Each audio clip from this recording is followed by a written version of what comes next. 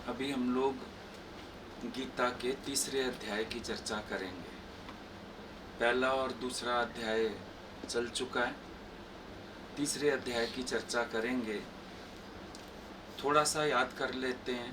पहला अध्याय अर्जुन का विषाद योग, जहाँ अर्जुन युद्ध के मैदान में पहुँचता है।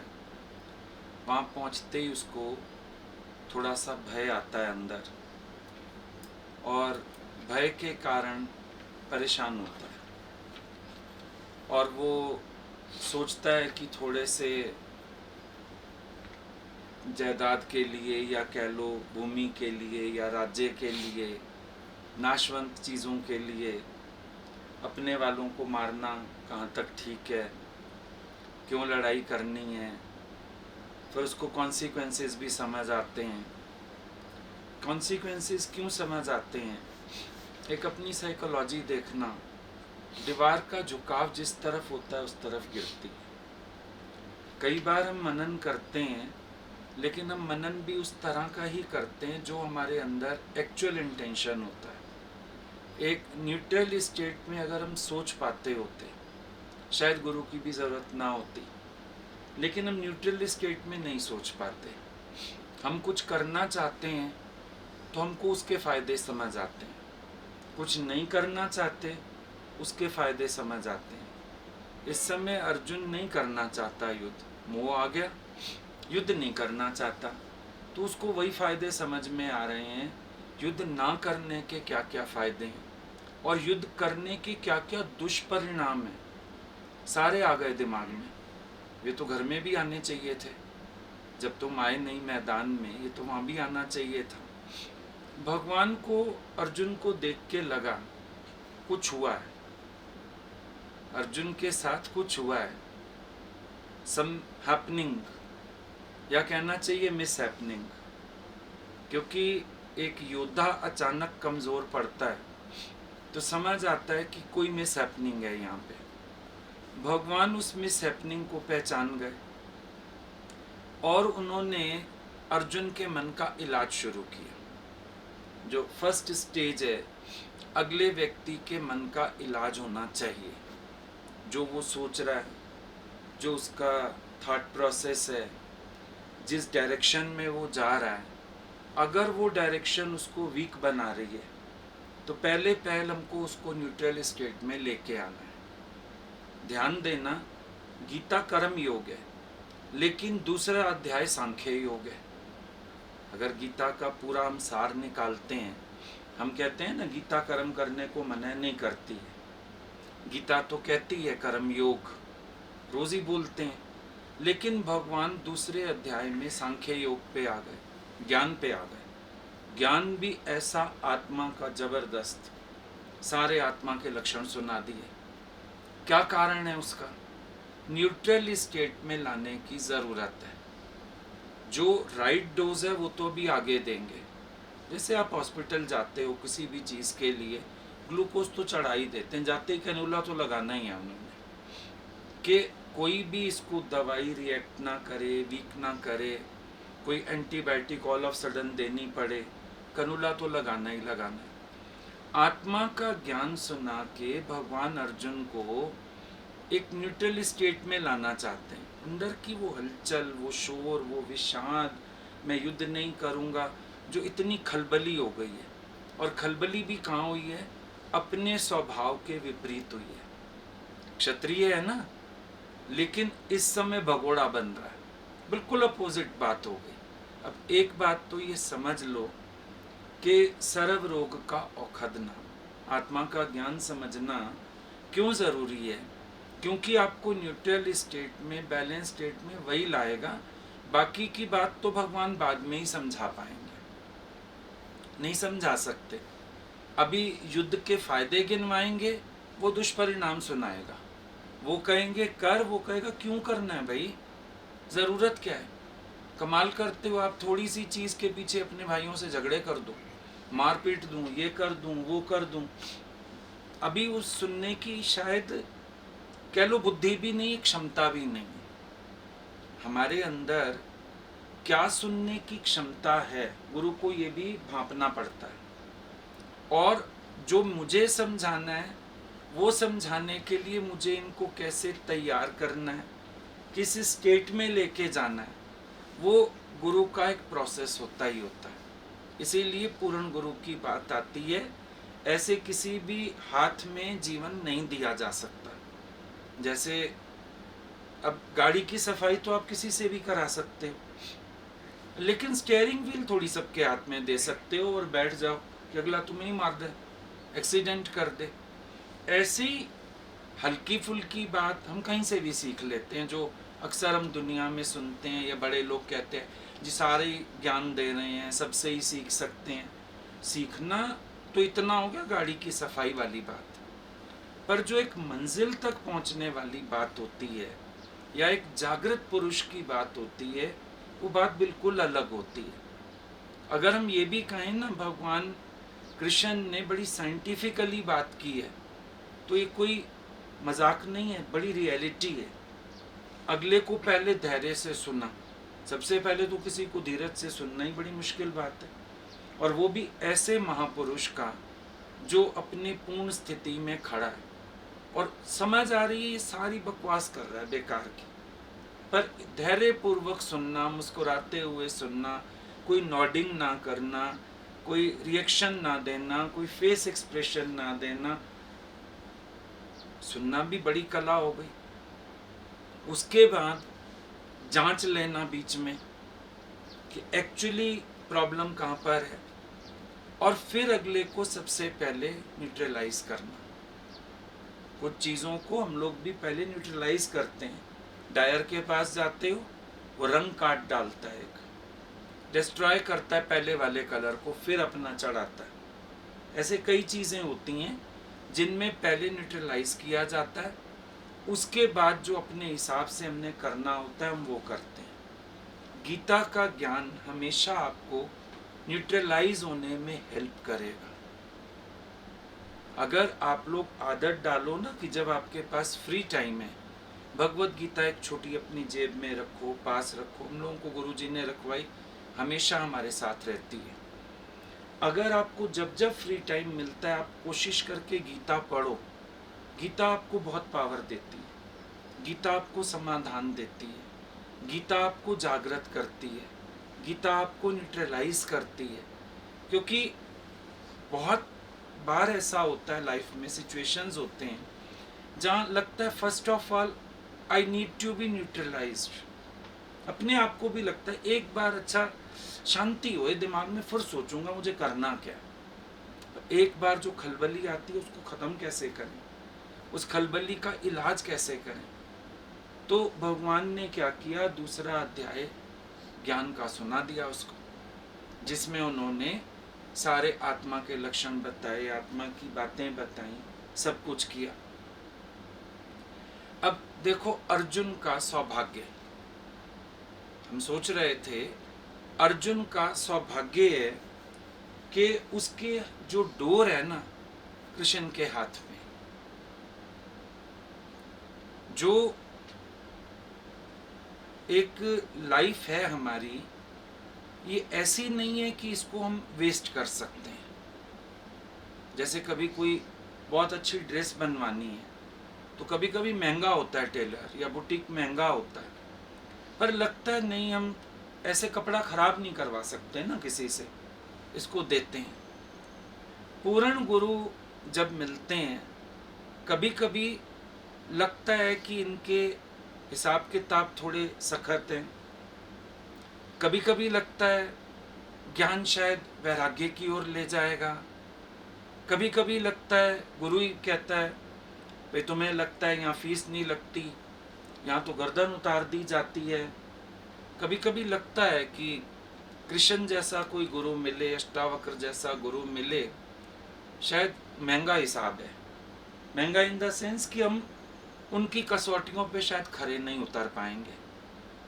तो अंदर वाला सोचता है कोई ऐसा मिल जाए जो थोड़ी पाठ पूजा बता दे, नाम दे दे, मंत्र दे दे, हमारा गुजारा चलता रहे। लेकिन हम लोग आज अपने अनुभव से भी अगर बात करें, सच में हम सौभाग्यशाली हैं। हमारे जीवन की डोर एक पूर्ण पुरुष के हाथ में आई। उसको अपने जीवन को समझते हुए, देखते हुए आज हम ये कह सकते हैं अर्जुन सौभाग्यशाली है। तभी ये विचार चला, अर्जुन सौभाग्यशाली है कि उसकी डोर कृष्ण के हाथ में है, कृष्ण जैसे पूर्ण पुरुष के हाथ में है, कृष्ण जैसे सतगुरु के हाथ में है। अब इसका भी कारण है, अब कोई और होता छोड़ देता, अर्जुन कहाँ जाता, अर्जुन का जीवन का उद्देश्य कैसे पूरा होता, अर्जुन को सही राह कैसे मिलती, कह लो वो अपने जीवन के उद्देश्य से ही हट जाता। इम्पोर्टेंट होता है किसी की भी लाइफ से खिलवाड़ तो है नहीं, अगले व्यक्ति को उसके हिसाब से प्रॉपर डोज मिले। अब समझो कई यंग बच्चे हमारे पास आते, वो लड़के ही आते हैं कई। अब अगर हम आपको वैराग का, त्याग का ज्ञान सुना के एक बात करते हैं, हम आपको बिठा दें, इट्स वेरी इजी, बैठो, भोजन हम खिलाएंगे, लोगों को कह देंगे दान आएगा, सिमरन करो, भक्ति करो, आप अपनी लाइफ के जो एम्स हैं उनसे हटोगे, आपके जो प्रारब्ध कर्म है आप उनके विपरीत चले जाओगे। छुड़ाना तो किसी को भी बड़ा आसान है, और इतना प्यार हर एक के अंदर होता ही है, हम बोलेंगे छोड़ के आ जा तो आ ही जाओगे, बोलोगे हाँ कोई बात नहीं, लेकिन मन नहीं छोड़ेगा, मन बार बार सोचेगा क्यों, ऐसा क्यों, वैसा क्यों। अब अर्जुन मान लो अभी कह रहा है मैं युद्ध नहीं करूंगा, एक बात है, कभी कभी आप लोग भी आते हो ऐसी सिचुएशंस में, कई लड़के आते हैं, कोई काम नहीं होता, धंधा नहीं होता, लगता है गाड़ी चल रही है, और हम फोर्स करते हैं नहीं तुम करो अपने लिए। अब रीजंस कई बार बाहरी भी देने पड़ते हैं, अरे बीवी की नज़रों में क्या रहोगे, बच्चे की नज़र में क्या रहोगे, कई बार कारण देने पड़ते हैं, लेकिन कर्म में लगाना पड़ता है। क्यों? ये अर्जुन जो अब कह रहा है ना मैं युद्ध नहीं करूंगा, वापस चलते हैं, मान लो भगवान चल पड़ते, कोई साधारण गुरु होता, बोलता इट्स अप टू यू। अभी कोई भी हमारी गाड़ी का ड्राइवर है, हम उसको कहते हैं, हायर करते हैं, हम ना सुबह इधर चलेंगे, शाम इधर चलेंगे, किसी भी शहर जाओ, कोई ना कोई या तो ड्राइवर हायर करते हैं या कोई ना कोई प्रेमी मिलता है गाड़ी चलाने वाला। समझो हमने ड्राइवर हायर किया, हमने उसको बोला शाम सुबह सत्संग हमारा उधर है, शाम को हम फलानी जगह जाएंगे, उसने कहा हाँ जी वो तो ड्यूटी पे आ गया। अब अगर मैं उसको शाम को बोलूं नहीं रहने दे, हम नहीं चल रहे, हम गाड़ी से उतरते हैं, उसके क्या सिर में दर्द है, वो मुझे कहेगा नहीं नहीं साहब चलिए, वो कहेगा ठीक है मैं घर जाऊं, छुट्टी।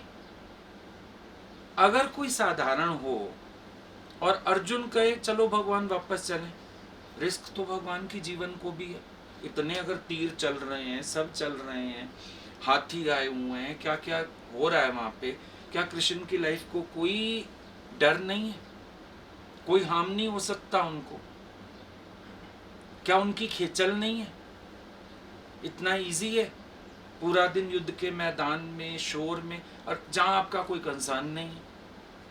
चलो आपका कंसर्न हो, आपकी लड़ाई हो, आपको कुछ लेना हो, जहाँ आपको कुछ चाहिए नहीं, आपको कुछ लेना नहीं, वहाँ और अपनी लाइफ को रिस्क करके आप अगले के युद्ध में घुसे हुए, तो बहुत इजी था। कृष्ण कहते ओके लेट्स गो, तूने कहा आप मेरे सारथी बनो, लड़ाई करो, मैं आ गया, नहीं करनी तेरी मर्जी, गीता बनती ना, गीता बनती ना, और अर्जुन एक दुनिया में मशहूर हो जाता, बड़ा सत्पुरुष त्यागी बाबा, सब कुछ त्याग करके जंगल में जा बैठा। कृष्ण को तो दुनिया जानती नहीं, अहमियत ही नहीं थी कृष्ण की, फिर कोई गीता का तो अस्तित्व ही नहीं था, कोई सारी कहानी खत्म हो जाती ना वहीं की वहीं। लेकिन बागडोर किसके हाथ में? कृष्ण के हाथ में। कृष्ण माना निष्काम, और निष्काम माना जो अपने स्वार्थ को कभी नहीं सोचेगा, कभी नहीं सोचेगा मेरे को क्या मिल रहा है। कृष्ण ये सोच के आए ही नहीं, मेरा युद्ध में क्या नफा नुकसान है। कृष्ण ये सोच के आए ही नहीं मुझे क्या मिलेगा। ये पूर्ण पुरुष की निशानी होती है। वो किसी को भी प्यार करता है, मदद करता है, वो ये क्वेश्चन मार्क नहीं रखता व्हाट विल आई गेट, कभी नहीं सोचता। ये पूर्ण पुरुष की निशानी है, पूर्ण सतगुरु की निशानी है। वो कभी आप में इतना सा भी स्वार्थ नहीं रखता। ये भी स्वार्थ नहीं रखता है मेरी सेवा करेगा, ये भी स्वार्थ नहीं रखता है मेरे को गिफ्ट देगा, ये भी स्वार्थ नहीं रखता है मैं इसकी गाड़ी में बैठूंगा, ये भी स्वार्थ नहीं रखता है ये मेरे लिए कुछ खर्च करेगा। कोई 0% भी अंदर कुछ नहीं। तभी वो पूर्ण है, तभी वो निष्काम है। कृष्ण है निष्काम, अपने स्वार्थ के लिए तो आए भी नहीं। और अर्जुन के साथ अन्याय हो रहा है, अधर्म हो रहा है। कृष्ण के अंदर क्या घटा होगा अगर हम लोग अपने आप को सोचें और हम कभी कृष्ण को विचार करें तो समझ आता है कृष्ण के अंदर क्या घटा होगा। कृष्ण के अंदर घटता है धर्म और अधर्म। वो देखते हैं ये जो शरणागत है इस पर अधर्म हावी हो रहा है, अधर्म इसको नुकसान कर रहा है, अधर्म इसको दुख दे रहा है, अधर्म इसकी परेशानी है।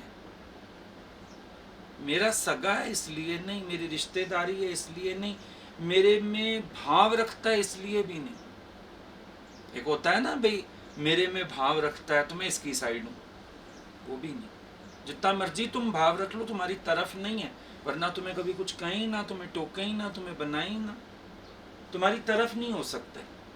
शरणागति का ये मतलब नहीं है कि हम तुम्हारी साइड हैं। अगर किसी दिन कोई बात हो गई, तुम्हारे घर वाले ठीक हैं और तुम गलत हो, हम ये नहीं कहेंगे हम तेरी फेवर लेते हैं, उनके सामने तुम्हें भी दो लगा देंगे, उनके सामने भी तुम्हें गाली दे देंगे कि तू गलत है, तूने मेरे को भी लजाया, अपने को भी लजाया।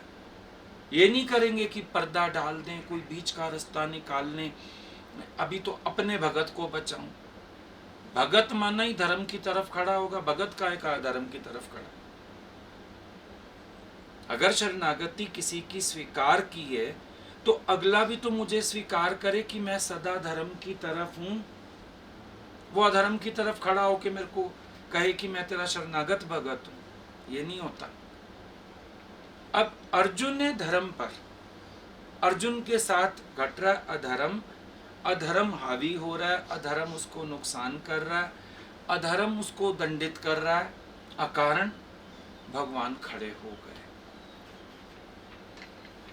तो ये अर्जुन का बहुत बड़ा सौभाग्य है कि ऐसा कोई मिले जो सिर्फ मेरी हाँ में हाँ ना मिलाए। हमारे दादा भगवान का कहना होता था कि जो तुम्हारे मन अनुसार चलता है वो गुरु नहीं है, गधा है। गुरु का मतलब है तुम्हारे मन के विपरीत चले। गुरु को क्या लेना, तुम्हारे सुख पूरे करके, तुम्हारे रस पूरे करके, तुम्हारे अकॉर्डिंग चल के। उसको अगर तुमसे जरा सा भी स्वार्थ होगा तो तुम्हारा लिहाज करेगा। और तुम नोटिस करना, ज्ञानी लिहाज किसी का नहीं करता। सही है जो सही है, गलत है सो गलत है, लिहाज किसी के लिए नहीं है। अपना मन कभी कभी फेवर चाहता है, देखा होगा तुमने, प्यार होता है, समर्पण होता है ना, मन फेवर चाहता है। गुरु से भी फेवर मिल जाए, वो तो मेरी साइड हो जाएं, वो तो मेरे को समझ लें, वो तो ऐसा कर लें, मन फेवरिज्म चाहता है। लेकिन गुरु माना नो फेवर एट ऑल। तुम गलत हो तो तुम गलत हो, सामने वाला गलत है तो सामने वाला गलत है। अब डोर आ गई कृष्ण के हाथ में, अर्जुन के जीवन की। ये उसका सौभाग्य, क्योंकि भगवान उसको उद्देश्यहीन तो देखो होने नहीं देंगे। जिसके जीवन की डोर कृष्ण के हाथ में है, अटक तो सकता है, भटक नहीं सकता। कभी भी ये बात आप भी अनुभव करो अपने जीवन में, गुरु के पास आने के बाद अटक तो कभी कभी अपने पुराने स्वभाव, मन, ख्याल हो जाती है। लेकिन अटक सकता है, मेरा भगत भटक नहीं सकता है, क्योंकि भटकने दूंगा ही नहीं। भटक ना जाए इसलिए ही तो गुरु पूरी आंख रख के बैठा रहता है। गिद्ध की दृष्टि मशहूर है ना संसार में, गिद्ध की दृष्टि होती है, तो गुरु की होती है गिद्ध की दृष्टि।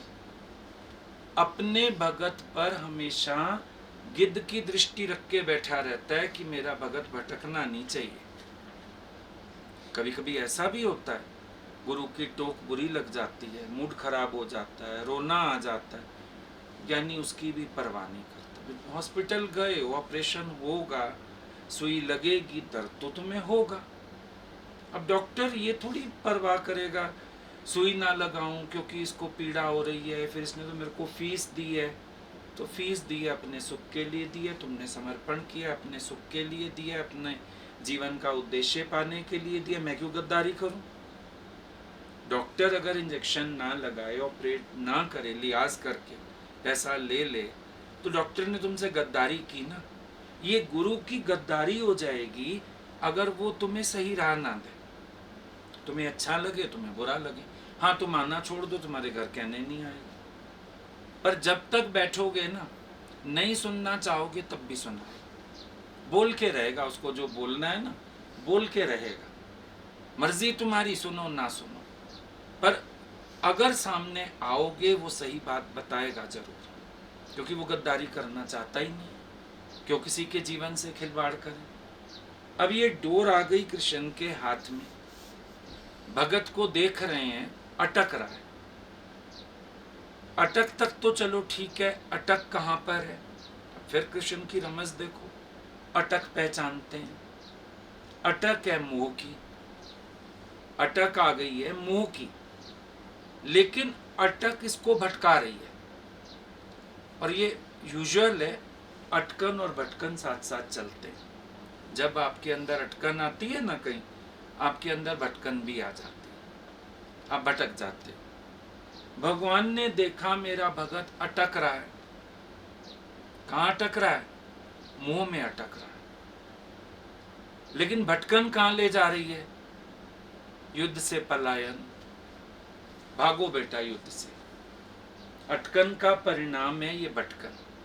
जो अर्जुन फैसला ले रहा है वो राइट डिसीजन नहीं है। क्यों नहीं है? जब मन किसी विकार के अधीन होता है, डिसीजन मेकिंग पावर तो चली जाती है। किसी भी विकार के अधीन हुआ, कितने लड़के होते हैं ना पर स्त्री के पास अटक जाते हैं, रोज ही केस आते हैं, एक्स्ट्रा मैरिटल अफेयर, ये वो, क्या हुआ, रूप में अटका, कामना में अटका, विषय में अटका, भटक गया। डिसीजन मेकिंग पावर ही चली गई। भाई मेरी अपनी बीवी है, मेरा अपना बच्चा है, मेरी अपनी गृहस्थी है, गृहस्थी खराब हो गई। क्रोध के अधीन होते अटक गए, क्रोध में कहाँ दिमाग काम करता है, देखते ही नहीं सामने बड़ा है छोटा है, बोलना चाहिए नहीं बोलना चाहिए, मैं तेज बोल रहा हूँ, मैं अपने स्वभाव अधीन बोल रहा हूँ। अटकन तो भटकन ही है ना। डिसीजन मेकिंग पावर तो गई। किसी भी विकार के अधीन है जब व्यक्ति, राइट डिसीजन नहीं ले सकता। अब अर्जुन है मोह के अधीन, डिसीजन क्या लेना चाहता है, मैं युद्ध नहीं करूंगा। भगवान समझ गए ये अटकन इसको भटका रही है, अब मुझे क्या करना पड़ेगा। चलते चलते किसी के पैर में कांटा लग गया, अब वो बेचारा रुक गया, लंगड़ाने लगा। अब हम सारे क्या करेंगे, उसको पकड़ के भगाएं। एक हाथ तू पकड़ ले, एक मैं पकड़ लूं, एक जना पीछे से धक्का दो, क्या करेंगे हम, कांटा निकालेंगे। भाई इसका कांटा निकालो तो आपे ही सीधा चलेगा, हमें हाथ पकड़ना ही नहीं पड़ेगा। हमारे जीवन में जब ऐसे कांटे चुभते हैं ना, कृष्ण जैसा गुरु हो तो कांटे चुनता है। अर्जुन को कांटा लगा है मोह का, कृष्ण कांटा कैसे चुनेंगे, मुंह से। कोई कोई गांठ आप लगा लेते हो हाथ से, खुलती है, मुंह से खोल नहीं पाते, मुंह से खोलते हैं, कांटे हम चुभा लेते हैं। ये गुरु की वाणी द्वारा, मतलब गुरु के मुख द्वारा हमारे जीवन के ये कांटे चुने जाते हैं। गुरु कांटे चुनता है अपने मुंह से हमारे जीवन के, तब हम चल पाते हैं राइट पाथ पे। तो अगर डोर होगी गुरु के हाथ में, भटकन की संभावना नहीं। अटकन हो सकती है, डरना मत, स्वभाव है, पड़े हुए मन में चीज़ें होती हैं। कई बार दूसरों को देखते हो, कई बार सामने वालों को देख के धैर्य नहीं रहता, अटकन हो जाती है। मुझे ही क्यों झुकना है, मुझे ही क्यों करना है, आता है। लेकिन इसीलिए कहते हैं कभी भी कहीं अटको ना, गुरु से बात करो। सेल्फ डिसीजन माना आप भटकोगे। जब भी आप किसी चीज में अटक के सेल्फ डिसीजन लोगे, उसका परिणाम भटकन होगा, क्योंकि आपके पास डिसीजन मेकिंग पावर ही तो नहीं है। हाल अर्जुन का भी यही है, हाल दुर्योधन का भी यही है। दुर्योधन लोभ के अधीन है, एक पे एक गलत डिसीजन लेता जा रहा है, अहंकार के अधीन है, लोभ के अधीन है, एक से एक गलत निर्णय। द्रौपदी को सभा में बेइज्जत करता है, गलत निर्णय नहीं। हक खा रहा है उनका, गलत निर्णय नहीं। भगवान संधि के लिए जा रहे हैं, उनका अपमान कर रहा है, उनको बंदी बनाने की कोशिश कर रहा है, अपमान ये क्यों कर रहा है? सब गलत निर्णय। अब अर्जुन मोह के अधीन, गलत निर्णय। अब आप कहोगे गुरु तो थे इनके पास, द्रोणाचार्य, कृपाचार्य गुरु थे। गुरु थे, पूर्ण गुरु नहीं थे, ब्रह्मज्ञानी गुरु नहीं थे। वो तीर विद्या, शस्त्र विद्या, इसमें तो कर दिया निपुण उन्होंने। और हाल देखा नहीं गुरु का भी, एकलव्य का अंगूठा ले लिया। क्यों? अर्जुन की फेवर करने के लिए। ये गुरु का काम है। तुम जितने मर्जी अच्छे बैठे हो, राजसी बैठे हो, चाहे एक राह चलता लड़का आ जाए, पर अगर वो जिज्ञासु है, हम तो गले लगाएंगे। सीधी बात है। तुम जितने मर्जी समझदार हो, पर एक बच्चा भी अगर भाव रखता है, मेरे को कैच करता है, हम तो गले लगाएंगे। गुरु का फेवर से क्या अर्थ है भाई?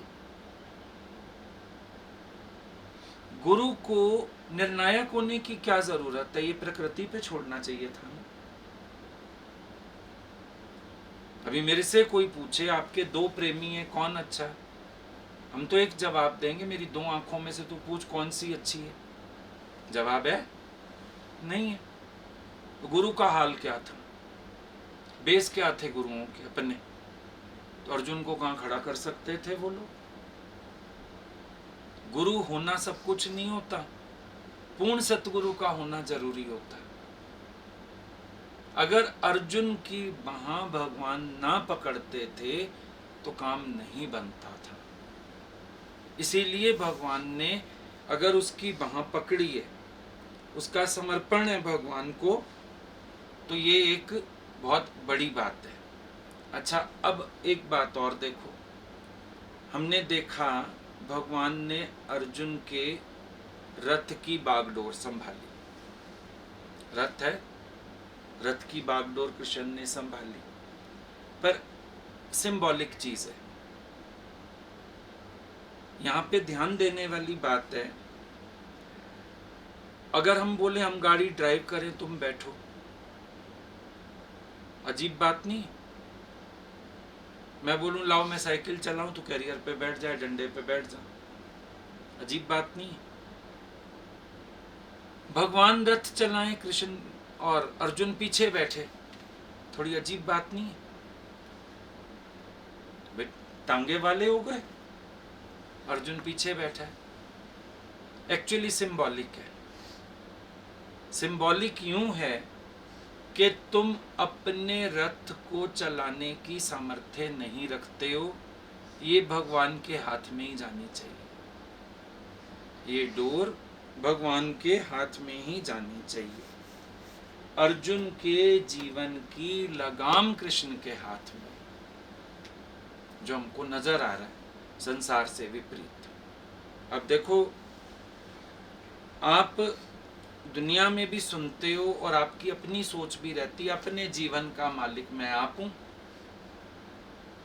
हमें बचपन से पढ़ाई भी गई है ना चीजें ऐसी, अपनी लाइफ को ड्राफ्ट करो, अपने जीवन के मालिक तुम खुद हो। ठीक है, आप कहते भी हो मैं मालिक हूं अपने जीवन का, लेकिन हम आपसे एक सवाल करते हैं, रियली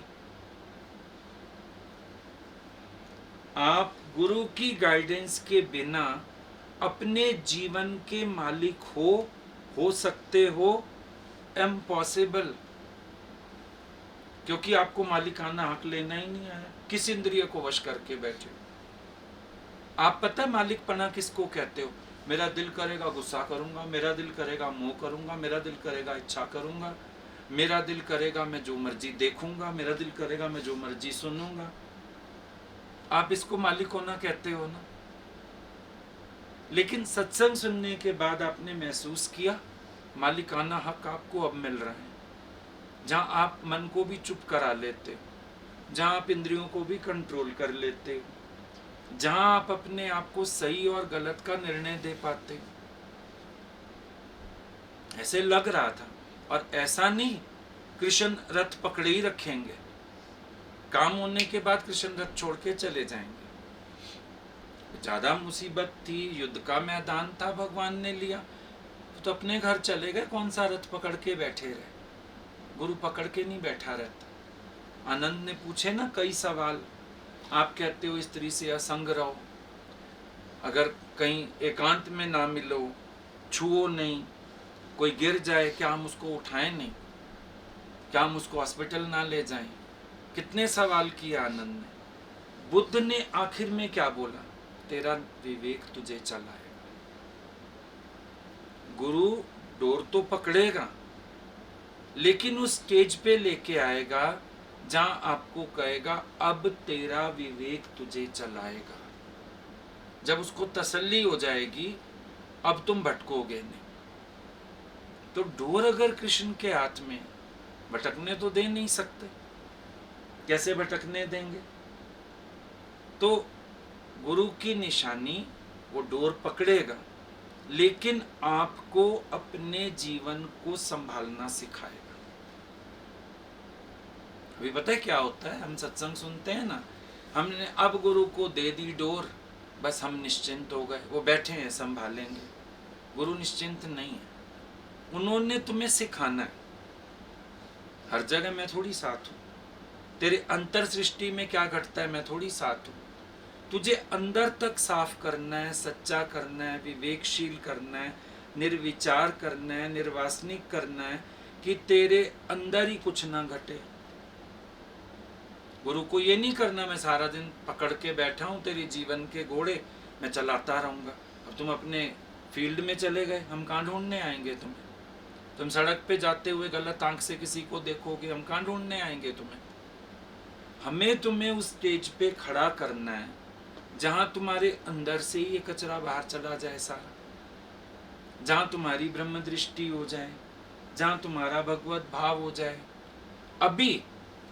अभी क्योंकि अविवेक है, अभी क्योंकि पूरी तरह जागे नहीं हो, इसके लिए गुरु को एक काम करना होता है, अभी डोर पकड़ेगा। अभी अर्जुन विचलित है, डोर पकड़नी पड़ेगी। तो डोर पकड़ी है, अब देखो डोर पकड़ाने को भी देखो, उधर से डोर पकड़ाई है रथ की, उधर से कहता है मैं युद्ध नहीं करूंगा। समर्पण और मनमानी ये भी टकराते हैं। समर्पण और मनमानी जो है ये भी टकराते हैं। एक समय लगेगा समर्पण है, फिर देखोगे मनमानी टकरा रही है, मैं ये क्यों ना करूं, मेरे को तो ये करना है। कभी कभी गुरु से भी मन मुआफिक उत्तर ना मिले ना, मन देखो उदास हो जाता है आपका, निराश हो जाता है, या कभी कभी श्रद्धा भंग होने लगती है कि मेरे को वो नहीं करने दिया जो मैं करना चाहता था। तो समर्पण का क्या मतलब है फिर? अब उस मानसिक संघर्ष से अर्जुन भी गुजरेगा। ये गीता क्यों बन गई फिर? मानसिक संघर्ष प्रश्न पैदा कर रहा है।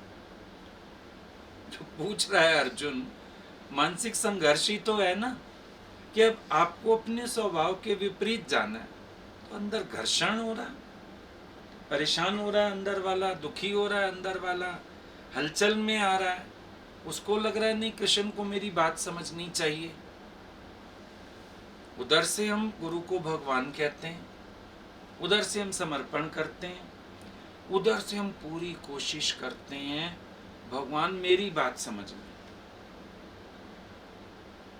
जिसको हम समर्पण कहते हैं ना, गुरु को तो वो भी दिखता रहता है समर्पण अभी अधूरा है, समर्पण अभी अधूरा है। कल भी हम रास्ते में बात कर रहे थे, गुरु गीता में पार्वती प्रश्न करती हैं शिव जी से, कहती हैं कि आप ये बताओ, सारे लोगों को गुरु मिलते हैं, चलो पूर्ण गुरु ही मिलते हैं, सारे खिल क्यों नहीं पाते, सारों की स्थिति क्यों नहीं बन जाती? पहली गलती भगवान ने यही बताई है, समर्पण पूर्ण नहीं होता, सच्चा समर्पण नहीं होता। अब हम सोचें अपने अपने से, तो हमें लगता है हमारे जैसा सच्चा समर्पण ही किसी का नहीं। अपने अंदर तो सर्टिफिकेट इशू किए हुए हैं, मेरे जैसा सच्चा समर्पण ही नहीं किसी का। वो बहुत समर्पित हो, पर ये जो मन बुद्धि बीच में आते हैं, समर्पण का। अब कृष्ण के हाथ में डोर है ना, उधर से कह रहा है मैं आपको समर्पित हूँ, मुझे कोई दिखता नहीं जो मेरी विषामत उतारे, ये करे वो करे, सब बात करी, लेकिन उसके बाद भी मैं युद्ध नहीं करूँगा, फैसला करके बैठ गया। क्या मतलब है इसका? अभी समर्पण पूरा नहीं। अब देखो दूसरे अध्याय में भगवान ने ज्ञान सुनाया। ज्ञान में उन्होंने बताया ये आत्मा ना पैदा होता है, ना मरता है, ना मारता है, सारी बातें बताई अर्जुन को।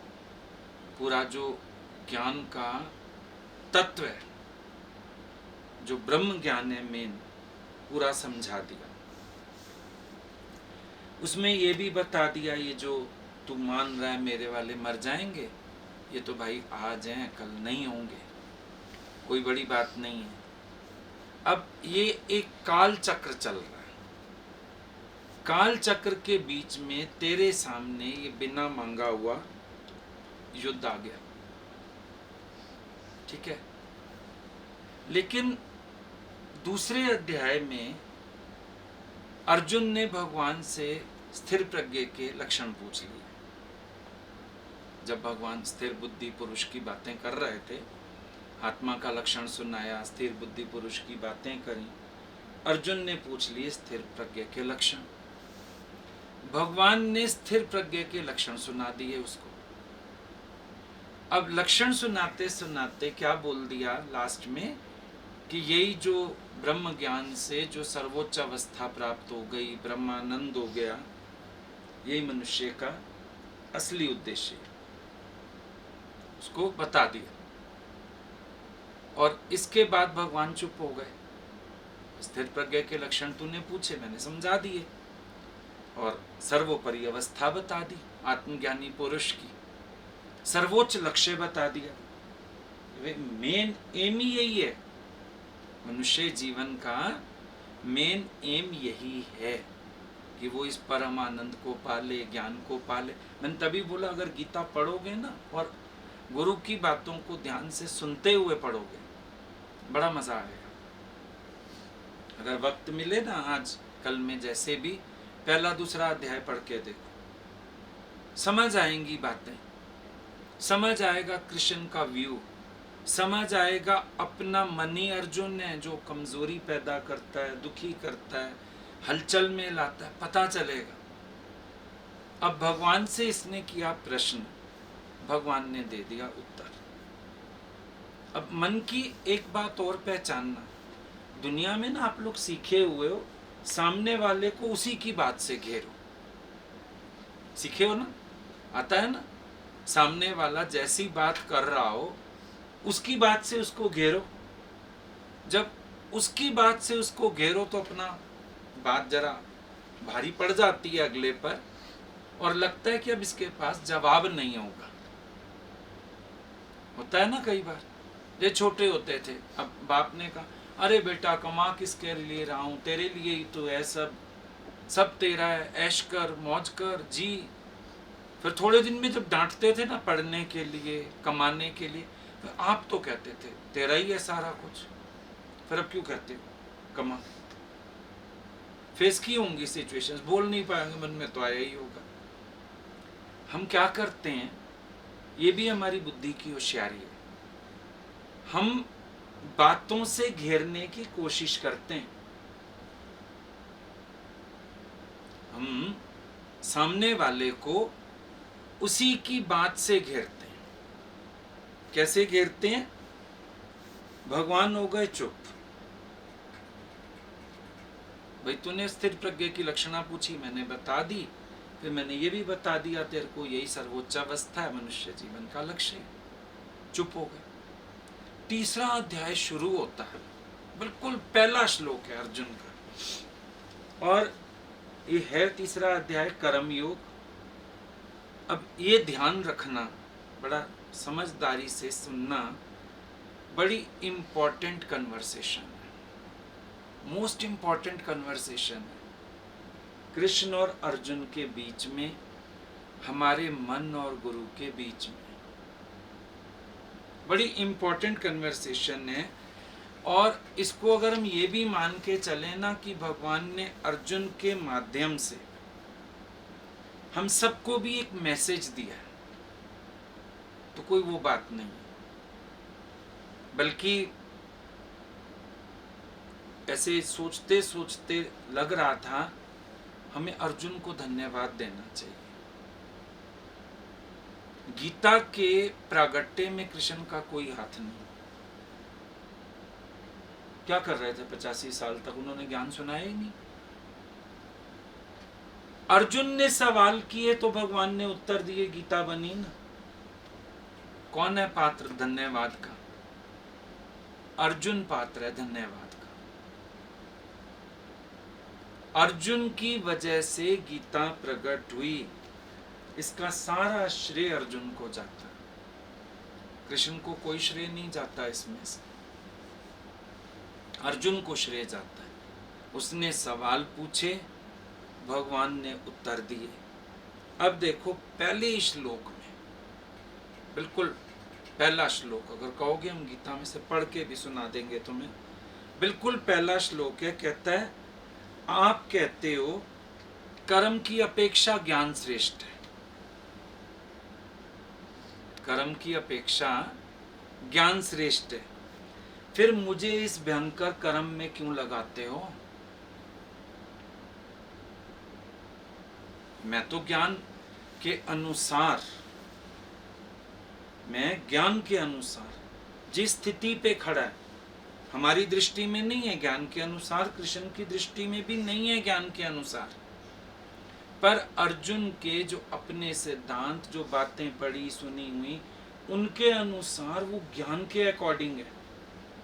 ज्ञान कहता है त्याग करो, ज्ञान कहता है सामने वाले को सुख दो, और आप खुद ही कह रहे हो ज्ञान श्रेष्ठ है।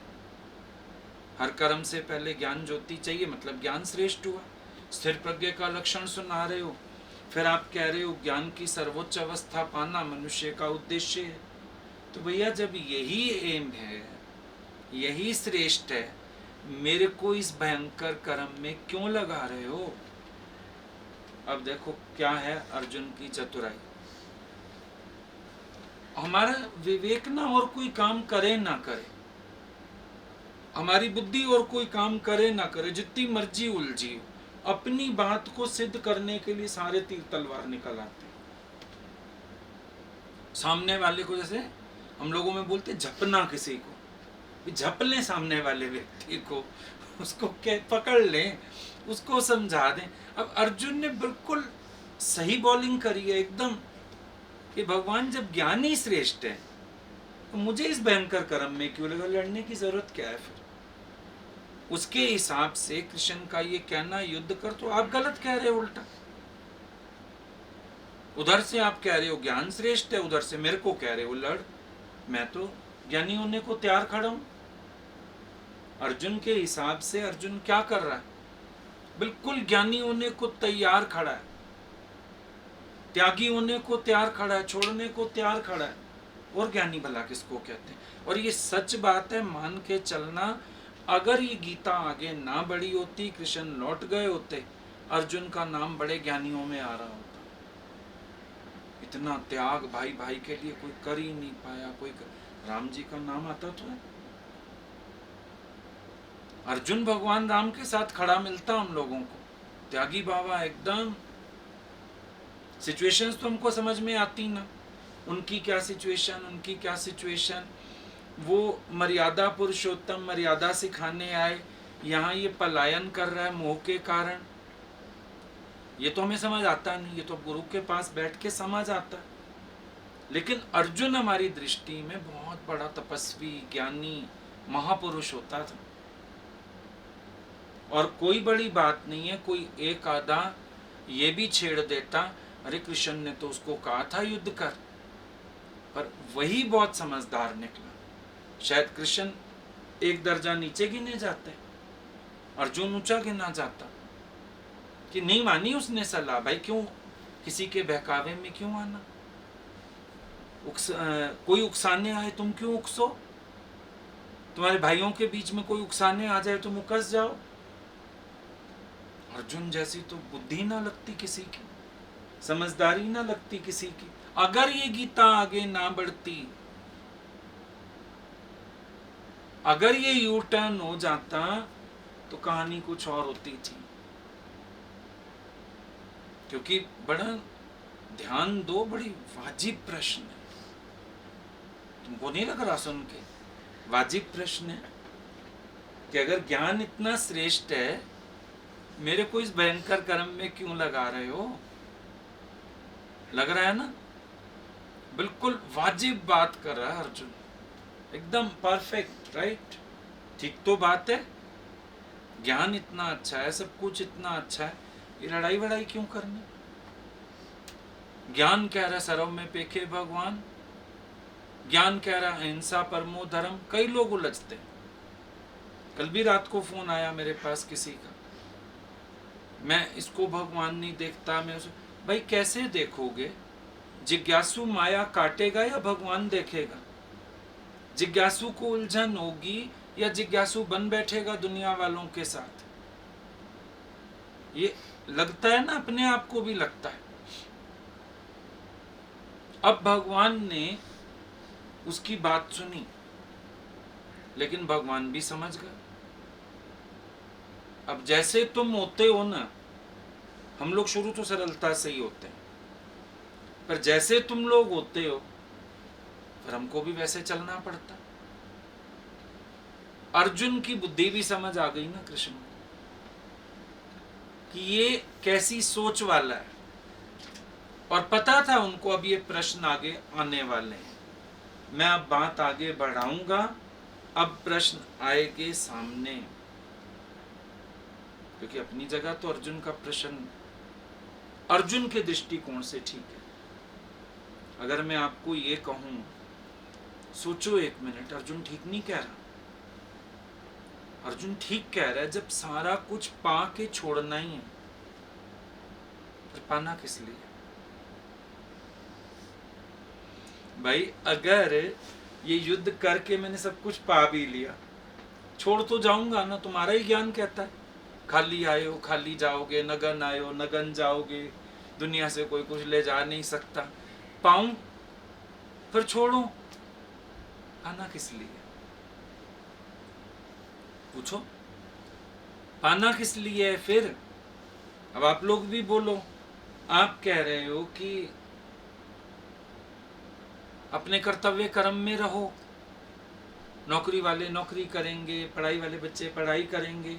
कई बच्चे पढ़ाई छोड़ के आना चाहते हैं, कोई कुछ करना चाहते हैं, कोई कुछ करना चाहते हैं।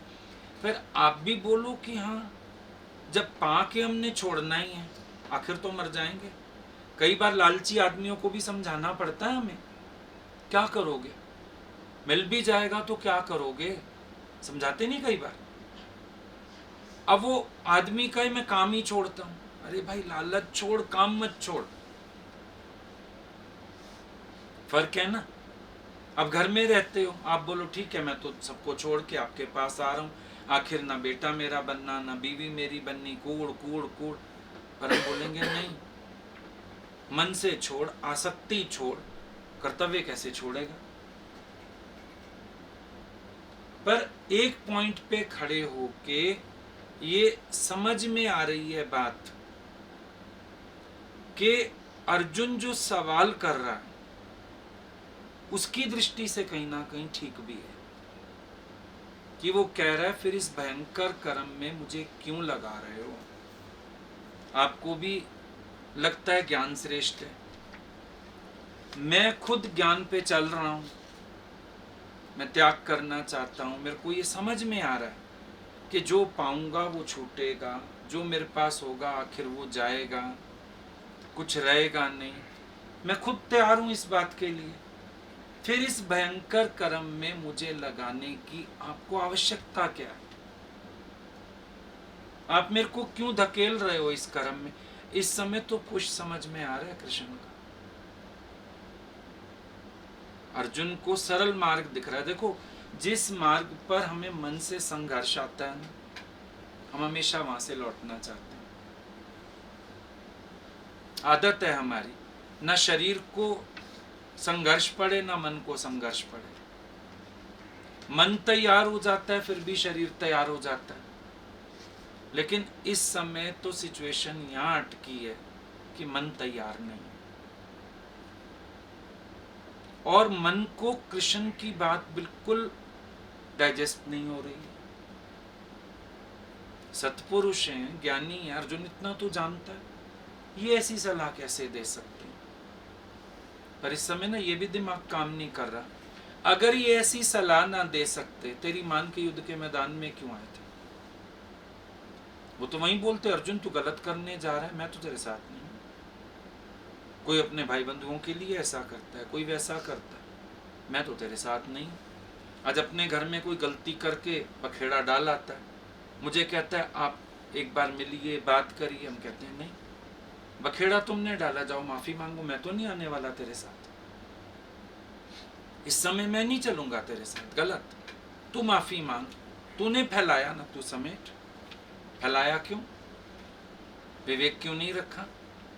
अब मान लो कृष्ण का भी यही दृष्टिकोण होता, अगर सपोज जो अर्जुन का दृष्टिकोण है कृष्ण का भी यही दृष्टिकोण होता, तो क्या वो इसका सारथी बनना मंजूर करते?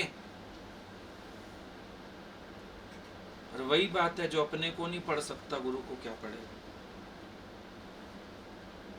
पहले अपने को तो पढ़ना आए, तभी तो कहते हैं गुरु को भगवान कहें। गुरु को भगवान नहीं कह सकते तुम, पहले अपने को जानो।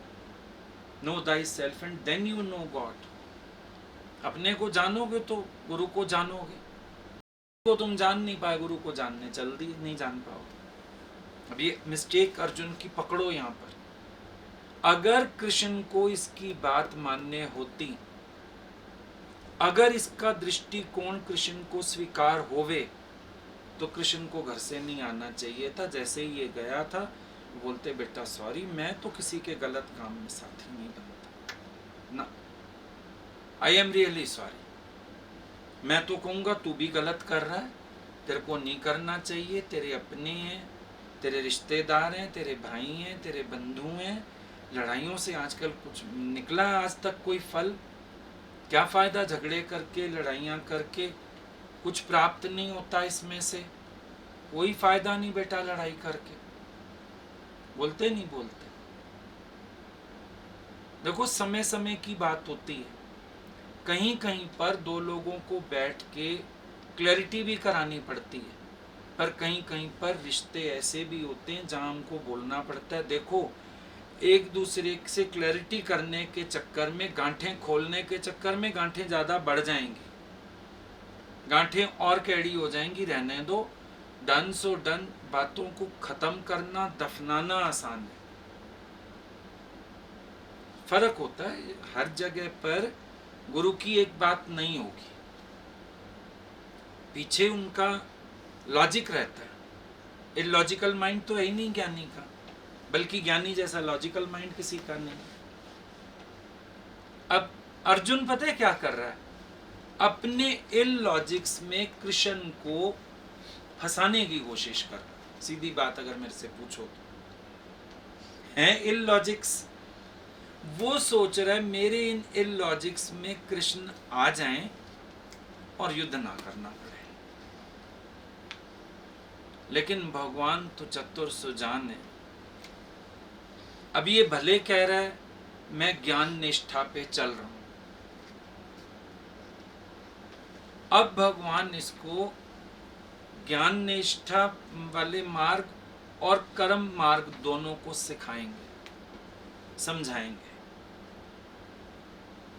क्योंकि तेरा वहां पर भी क्लैरिटी नहीं है तेरे अंदर। Actually you are not clear, तेरे लॉजिक्स क्लियर नहीं है। तू मुझे कह रहा है आपको भी ज्ञान मानने हैं। अच्छा फिर देखो, पहले तो अर्जुन के साथ आ गए कृष्ण। दूसरी बात, कृष्ण खुद क्यों द्वारका के राजा हैं? अगर उनको ज्ञानी मानने हैं, वो जंगल में क्यों नहीं बैठे हुए?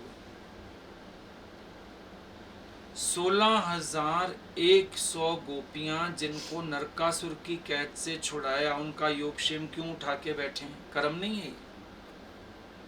इतनी बड़ी जो द्वारिका नगरी, अपनी रानियां तो 8 हैं, 16,100 उन गोपियों का योगक्षेम उठाया है जो नरकासुर की कैद में थीं।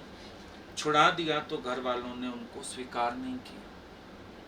कृष्ण खुद कर्म में नहीं। अच्छा तेरे साथ आ गए, तुझे मना नहीं किया, वो पहलू तो है ही है। एक पहलू ये भी है, ये रथ चलाना कर्म नहीं है? रथ चलाना कर्म नहीं था क्या? फिर अगर उनको ज्ञानी मानने हैं तो समाधि में क्यों नहीं है कृष्ण? तो अर्जुन कहां पहचाने? जब अज्ञानता घेरती है, मूढ़ता घेरती है मनुष्य को, वो अपने भगवान को, अपने गुरु को भी नहीं पहचान सकता। तो भले लॉजिक दे रहा है कि अगर ज्ञानी श्रेष्ठ है, आप मेरे को भयंकर कर्म में क्यों लगा रहे हो, लेकिन कह रहा है आपको ज्ञान श्रेष्ठ है।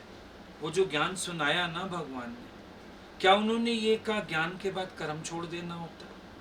क्या उन्होंने ये कहा ज्ञानी माना फिर सन्यासी? फिर युद्ध के मैदान तक तो कृष्ण अपना पीतांबर मुकुट सब लगा के गए हुए हैं, इतने ब्यूटीफुल होके गए हुए हैं वहां पे। ज्ञानी की तो कर्म में भी शोभा है। तो क्या कृष्ण ने कर्म छोड़ दिया? अगर उनको ज्ञान मान, ये पूछता कि आप अपनी अवस्था बताओ, आप इतना ज्ञान में निष्ठा किए हुए भी फिर बाहर से ये सब क्यों निभा रहे हो या कैसे निभा रहे हो? ये तो सवाल समझ में आता है।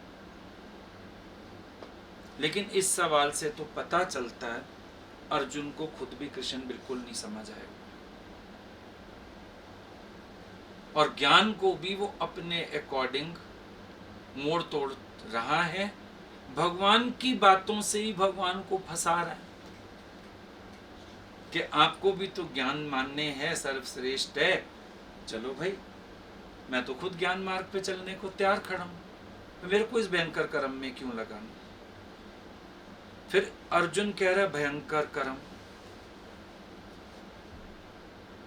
अर्जुन को ये कर्म भयंकर लग रहा है। युद्ध पहले इतनी लड़ाइयां कैसे लड़ी? कर्म भयंकर नहीं है, तेरा अज्ञान भयंकर है। इस समय तेरी आसक्ति, तेरा मोह भयंकर है। वो युद्ध को भयंकर दिखा रहे हैं, वरना तो युद्ध तो तेरा रोज का खेल है। नरकासुर से गोपियां छुड़ा ली, रुक्मणी के लिए युद्ध कर दिए, सत्यभामा के लिए क्या क्या कर दिया, किया नहीं क्या सब? आज अचानक कृष्ण जो कर्म में लगे हुए हैं, उनको देखने के बाद भी अर्जुन, तेरे को ये लग रहा है कि उनको ज्ञान मानने, और तेरे को ये लग रहा है कि ये भयंकर कर्म होता है युद्ध? कृष्ण के जीवन को देख, भयंकर कहा उन्होंने कर्म को, तूने आज तक कहा, पर ऑल ऑफ अ सडन तेरे को भयंकर कर्म क्यों लग रहा? कह रहा है मेरे को इस भयंकर कर्म में क्यों लगाते हो, ऑल ऑफ अ सडन ये कर्म तेरे को भयंकर क्यों लग रहा है। तो इस सब के पीछे तेरा मोह, तेरा अज्ञान ये वर्क कर रहा। तो ये हुआ अर्जुन का प्रश्न, पहला अर्जुन का प्रश्न है। तीसरा अध्याय सिर्फ स्टार्ट होता है। अब आगे भगवान फिर इसको जो समझाएंगे कल से उसको डिस्कस करेंगे, ठीक है।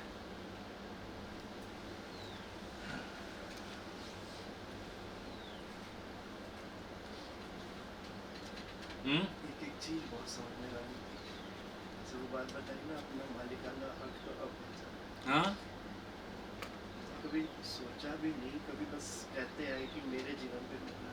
हाँ, एक अर्जुन का जो आपने बताया, मन का हक था और कहते थे मेरा हक है। एक जो अर्जुन का बताया ना कि सौभाग्यशाली ऐसा गुरु मिला।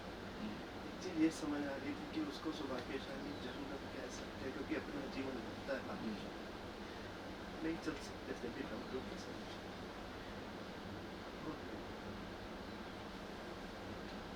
समझ में आ रहा था कि जो आपने अर्जुन की बातें बताई ना, जो भी उसके पार्ट पे जो उसको समझ आ रहा था कि ज्ञान है, जो एक्चुअली ज्ञान था और जो गुरु के बिना समझ में नहीं आता, और जो अपना ये मन बेकार की मनन से अपना एक ज्ञान खड़ा करता है, कॉन्ट्रा पॉइंट खड़ा करता है, तो उसमें हम ज्ञान को अज्ञान, अज्ञान को ज्ञान बनाते हैं, वो हमें नहीं पता होता।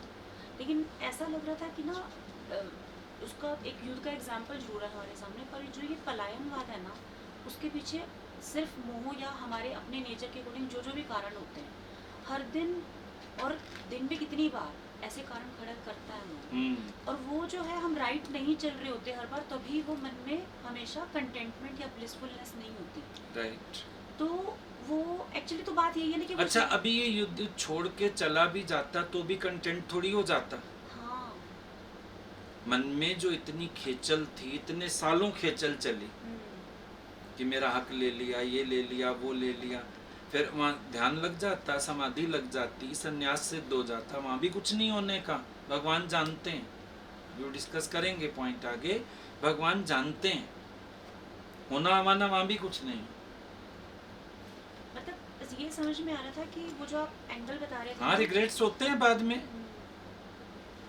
एक समय किसी भी आवेश में आके कुछ कर दो, बाद में रिग्रेट्स होते तो हैं। घर वाले ही कह रहे होते हैं ले ये दुकान तेरे नाम कर दें, ये मकान, नहीं आप भाई के नाम कर दो, मेरे को कुछ नहीं चाहिए। बाद में थोड़े समय बाद रिग्रेट शुरू हो जाते हैं। अगर होता उसकी रेंटल इनकम मेरे पास ही आ रही होती, गलती कर दी, बस उस टाइम जल्दबाजी कर दी। रिग्रेट्स तो कई बार फील करते हो आप लाइफ में। तो अर्जुन क्या रिग्रेट्स ना फील करता? कहने की बात है। जैसे अपने बात शुरू की ना कि हमारी जो बुद्धि या विवेक, जो भी चीज़ है दोनों, वो अगर इस डायरेक्शन में लग रही है तो कम से कम अपने ज्ञान को पहचानने में लगा देगा। वो सारे तत्व फैक्टर्स इकट्ठे कर रहे हैं कि देखो मेरे को तो ऐसा लग रहा है, तुम ही ज्ञान सुनाते हो, तुम ही कहते हो सब कुछ छोड़ के चले जाना है। तो ऐसा लग रहा है कि बुद्धि का सदुपयोग क्यों नहीं हो पाता। हम अक्सर सुनते हैं ना सत्संग में, हम बुद्धि चलाते हैं, तो हम अच्छा यूज़ करना चाहते हैं, हमारा इंटेंशन तो अच्छा ही होता है। वही बात है, घोड़े को जो गलियां घुमाई हैं वहीं घूमता है। अपने स्वभाव यहाँ भी जाते जाते हैं, ये मत सोचना गुरु के आगे स्वभाव नहीं निकलते। यहाँ भी अपने स्वभाव जाते जाते ही जाते हैं। जाते जाते भी तब जाएंगे ना जब हर बार पकड़ाई भी होगी और कुटाई भी होगी, हाँ। और मैं भी पकड़ पाऊंगी दिल से उसको। तुम गुरु को पकड़ लो ना तब भी काम बन जाए। तुम उसको पकड़ने मत जाओ, तुम गुरु को पकड़ो। वो जो कह रहे हैं वो ठीक है, बस दलीलें सुनो नहीं अपने मन की, तो भी काम बन जाए। और जिसको तुम कह रहे हो ना गुरु के पकड़े फिर मैं भी पकड़ूं, तुम पकड़ते नहीं हो, तुम जस्टिफाई करते हो गुरु का बोलना ठीक है।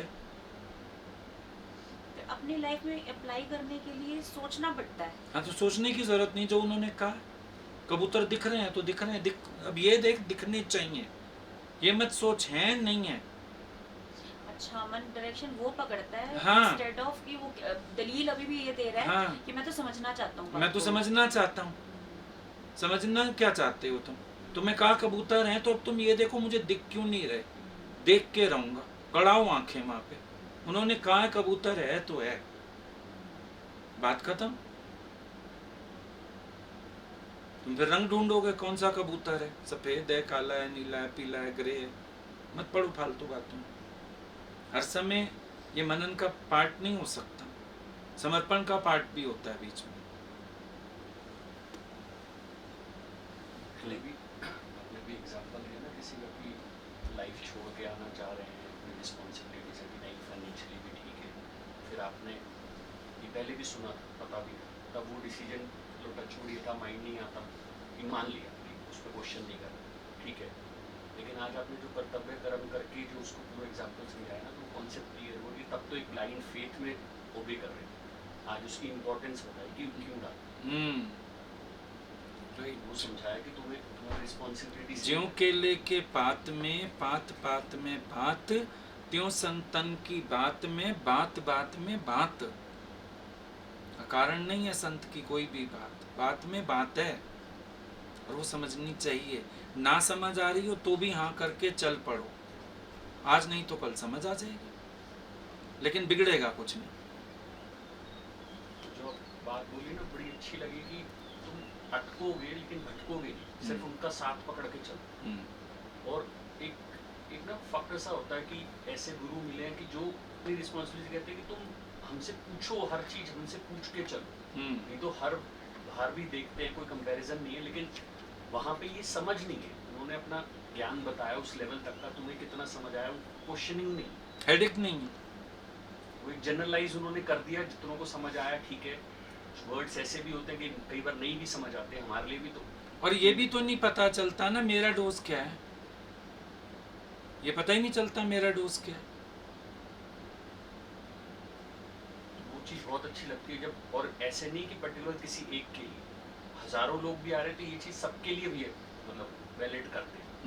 तो वो चीज़ समझ आती है कि इतनी रिस्पॉन्सिबिलिटी ले रहे हैं, तो यही दादाजी के ज्ञान की बढ़ाई है।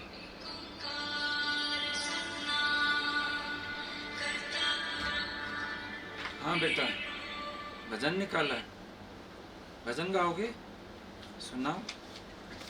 क्या न्यूट्रल की भी जो बात बोली ना, कि न्यूट्रल होना कितना इम्पोर्टेंट है, गुरु के पास आके समझ आता है। बहुत बार हम हलचल में भी आए हैं आपके पास, पर आपने हमेशा पहले हमें काम डाउन करके न्यूट्रल, हाँ हमेशा, तब समझ आई कि हाँ पता नहीं वो भी क्यों, हलचल भी क्यों थी। और अब धीरे धीरे समझ आया कि it's so easy to decide once you are neutral, कि नीड ही नहीं है इधर उधर देखने की और सोचने और की। उसके बाद तुम देखोगे कि तुम्हारे अपने डिसीजंस कभी गलत नहीं होंगे, रिग्रेट नहीं होगा, और अलग पावर मिलती है। पावर तो मिलेगी, क्योंकि पावर तो है, हमारे विकार ही तो हमारी पावर खाए जा रहे हैं, हमारे ही विकार हमारी पावर खत्म कर रहे हैं। ये तो बहुत बड़ी बात होती है, गुरु की बहुत बड़ी कृपा होती है। ये दूसरा अध्याय इसीलिए समझो, जैसे एक टेंट लगता है ना, बीच में एक सेंटर वाला खंबा होता है, फिर साइड में और खंबे पर मेन टेंट टिका, उस पे उसको हटा दो, कोई वैल्यू नहीं साइड वाले खंभों की, सारा टेंट नीचे। ये दूसरा अध्याय तो गीता का ऐसा है, मेन स्तंभ है ये, भगवान ने जो अर्जुन को समझा दिया, उसी से तो न्यूट्रलाइज हुआ, सुनने लायक हुआ, प्रश्न करने लायक हुआ, आगे बढ़ रही है बात, अदरवाइज तो ठहर जाते थे वहीं के वहीं। हाँ भगवान, सुनाओ, क्या सुनाते? ये तेरी वाणी लागे, तेरी वाणी लागे, मुझको सच्चा और प्यारा ये दरबार लागे, मीठे रस से भरी ये तेरी वाणी लागे, तेरी वाणी लागे, मुझको सच्चा और प्यारा ये दरबार लागे, मुझको सच्चा और प्यारा ये दरबार लागे। सारे जग के पालनहारे सतगुरु सिरजनहारे, सारे जग के पालनहारे सतगुरु सिरजनहारे, तीन लोक से सुंदर लागे तेरे दर्शन प्यारे, तीन लोक से सुंदर लागे दर्शन प्यारे, तुझे दिल में बसा के प्रीतम अपना बना के, तुझे दिल में बसा के प्रीतम अपना बना के, जीवन प्यारा लागे।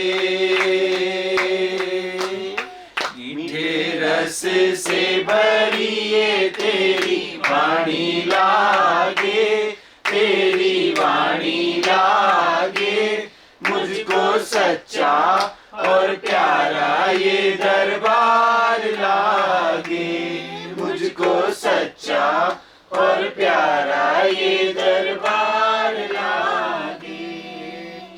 अब तो इस मन मंदिर में प्रभु तेरी मूरत लागी, अब तो इस मन मंदिर में प्रभु तेरी मूरत लागी। तेरे प्रेम की पावन ज्योति मन मंदिर में जागी, तेरे प्रेम की पावन ज्योति मन मंदिर में जागी।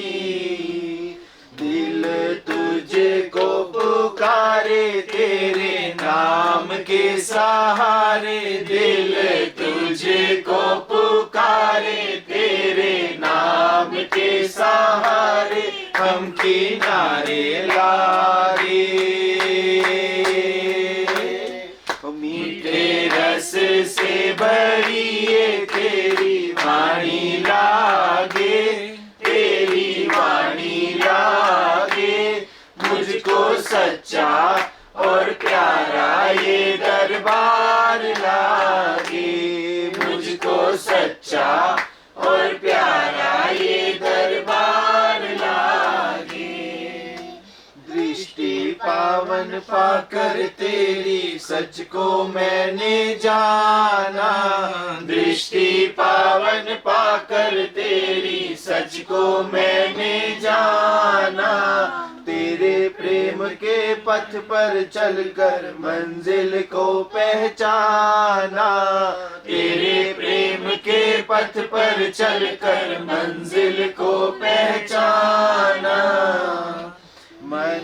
मन की मैली चादर तूने हृदय से लगा कर, मेरे मन की मैली चादर तूने हृदय से लगा कर, प्रेम रंग डाले।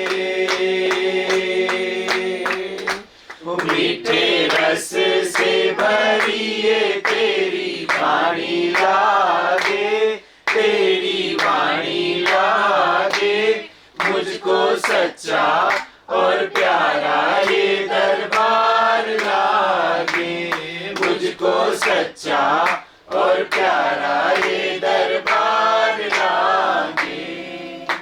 तेरी ममता के आंचल में सारा जीवन जी लूं, तेरी ममता के आंचल में सारा जीवन जी लूं। हरि नाम का प्याला भर भर तेरे हाथ से पी लूं, हरि नाम का प्याला भर भर तेरे हाथ से पी लूं। वो जो तेरा एक इशारा छोड़ो झूठा ये जग सारा, वो जो तेरा एक इशारा छोड़ो झूठा ये जग सारा, प्यारा दरिये लागे। ओ मीठे रस से भरी ये तेरी वाणी लागे, तेरी वाणी लागे, मुझको सच्चा और प्यारा ये दरबार लागे, मुझको सच्चा और प्यारा ये दरबार लागे, मुझको सच्चा और प्यारा ये दरबार लागे।